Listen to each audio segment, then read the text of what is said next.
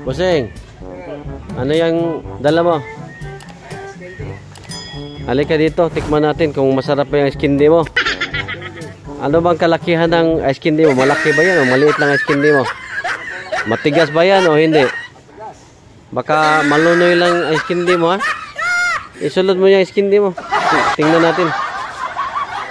Merong pre-taste dyan. Tikman natin bossing, baka hindi yan masarap. Baka maalat yan yung ice candy mo ha? Pakita mo bossing eh.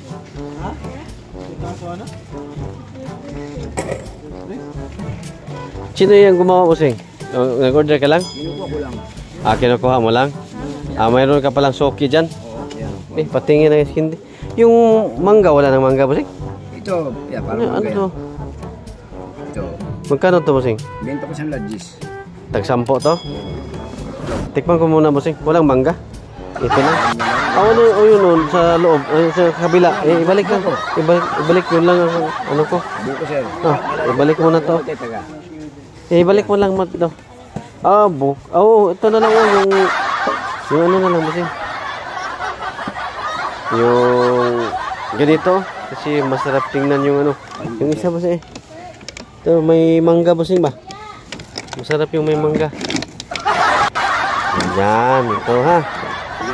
Magkano to? Ang benta ko sa kanila, 40 kasi malalaki.